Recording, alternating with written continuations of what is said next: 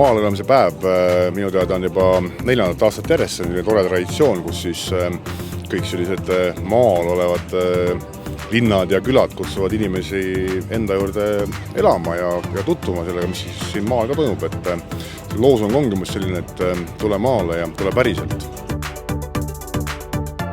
Me oleme siis kohalik orienteerumisklubi Põrgupõhja. Ja mis vanusele see on suunatud? Jalad on all, siis saavad oma emade, isade, vanaemade, vanaisadega rajale tulla ja need samad vanaemad ja vanaisad saavad ka rada läbida, et see on kõigile. See on nii, nagu te linnas, kui te lähete, tahate kuskil punktist A punkti B jõuda, samamoodi võtate ette kaardi või telefoni ja lähete. Et see on samamoodi, siin lihtsalt otsite punkte. See on põnev. Et see natuke tutvustab siis seda... See täna ongi tehtud selleks, et tutvustada.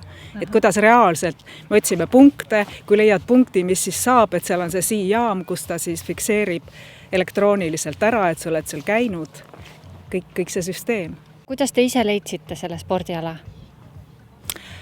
Aasta siis oli 79.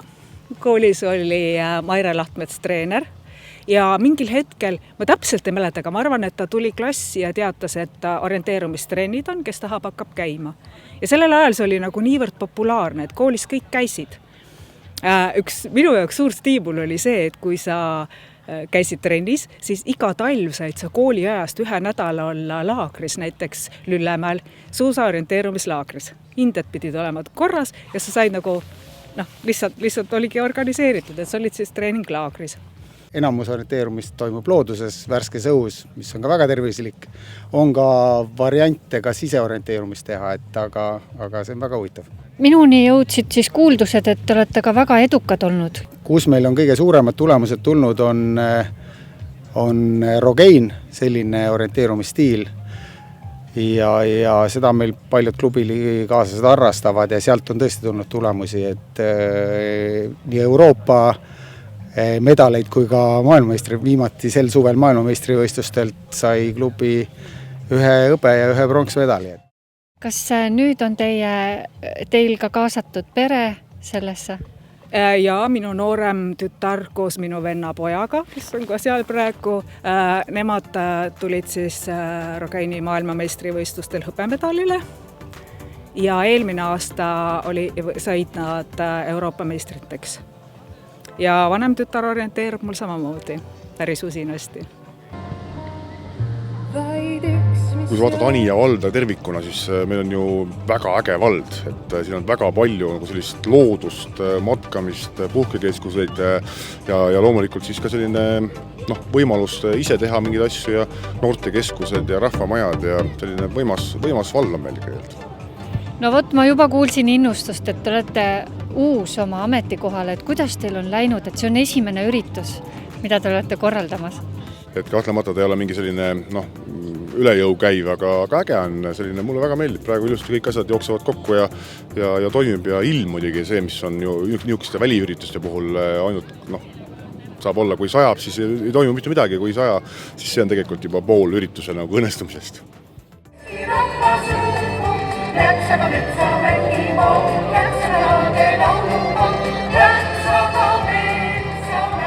Millist tulemust ootate sellisel ürituselt? Anija valla teadvustamist, Kehral linna teadvustamist.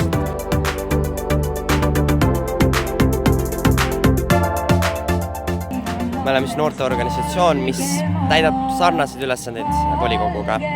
Ja, meie ülesandeks on siis vallas korraldada üritusi noortele, edendada noorte tegevust siin vallas ja hetkel on meil 5 tegevliiget. Praegu me olemegi siin, et seda rohkem reklaamida ja uusi liikmeid saada.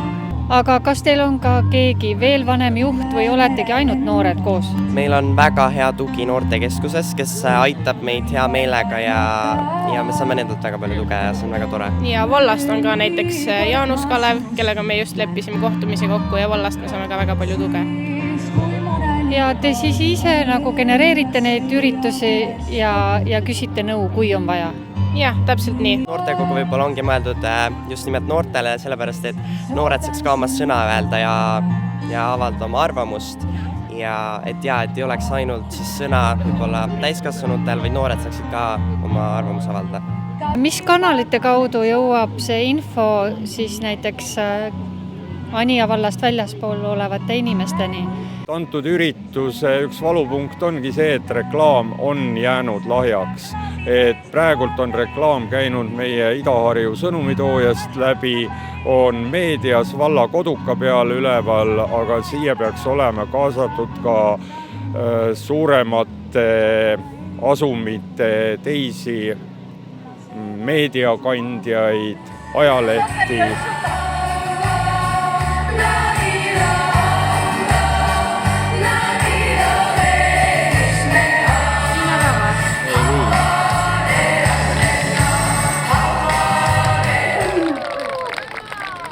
Varasemalt olen oma elus teinud erinevaid asju, ma olen töötanud panganduses, teinud reklaame, erinevaid turundustegusid.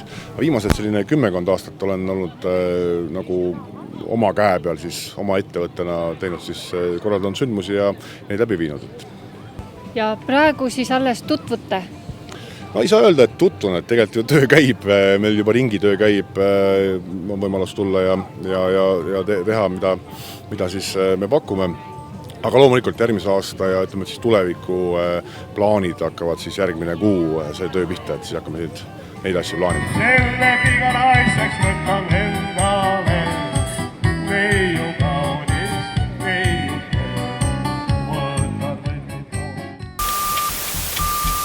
Need inimesed, kes siin täna käisid, need said kindlasti ägeda elamuse ja eks me peame ju ikkagi rääkima, et mida siin maal teha on ja millised tingimused on ja nii edasi, aga maal elamise päev kui selline, selle kontseptsioon on ikkagi ju rohkem suunatud sellele, et erinevad paigad on üle omavalitsuste avatud, mida inimesed saavad oma silmaga minna vaatama. Nii et ma usun, et need objektid ja ettevõtted, kes täna olid avatud uste päeva tegid, et seal käis ka kindlasti palju rahvast ja nad said seda maaelu nagu kohe niimoodi enda käega katsuda. Aga ka selliseid asju on vaja, sest et Kehra linn ju tegelikult on ka, mis me siin, meil ongi Eesti ongi üks suur maapiirkond ju tegelikult, eks ole, ja ka sellele tuleb tähelepanu pöörata, kuidas siin see linnaelu ju edeneb ja mismoodi siin asjad käivad. Sest selge on see, et ega igasse külla oma kooli ei saa ju teha, nii et kõik need sellised avalikud teenused on koondunud ju Kehra ja ma usun, et inimesed, kes täna siin käisid, nägid, et siin saab minna oma lapsed panna lauluringi või siis jalgatrenni või rääkimata käsipallist, eks ole. Meil on siin ju tervisekeskused, Kehra on ka ju arenenud vallakeskusena päris jõudsalt. Nii et ma arvan, et selles mõttes kõik, kes siia tulid, olid rahul. Aga jah, võib-olla see info peaks lihtsalt jõudma veel rohkemateni, et ka üle Eesti, et inimesed teaks, et selline päev on olemas ja et sellel päeval saab tutvuda väga erinevate kohtadega. Jah, eks see on selle maal elamise projekti tiimi võib-olla mõelda ja nuputada natukese, et kuidas seda asja veelgi selliseks rahva rohkemaks teha, aga veel kord, et ega ei saa võtta ainult ühe koha järgi seda, et neid kohti on üle Eesti väga palju ju tegelikult, mis on täna avatud, nii et ma usun, et kokkuvõttes käis rahvast palju ja ikkagi need, kes on kohale tulnud, need on ka tõsised huvilised tegelikult, et ma arvan, et see on ikkagi tähtis, et sellist asja tuleks jätkata ja muidugi, aga ei tohiks ka unustada, et neid asju ei saa teha ainult kampaania korras. Et me teeme nüüd korra aastas ühe mingisuguse maal elamise päeva ja siis on kuidagi kõik probleemid lahendatud, et me peame igapäevaselt tutvustama, kes me siin maal elame ise ja rääkima inimestele, et kui tore ja vahva on maal elada ja kuidas see üldse võimalik on ja murdma ka võib-olla mõningaid müüte, mis on inimestes tekkinud, et põhiline ikkagi on minu meelest see, et inimesed, kui ma räägin oma tuttavatele ka, et maal elamine ja lapsed rohusud peal ja kõik see asi, eks ole, ja siis lõpetame alati selle jutu tavaliselt sellega, et see inimene ütleb, no jah, aga ei minust seda loomapidajat ei saa. Et selliseid müüte ja asju tuleks minu meelest murda, et sa võid siin pidada loomi, sa ei pea seda tegema. Nii et maaelu mitmekesistamine ja see on ka selle tänase päeva ju eesmärk olnud siin.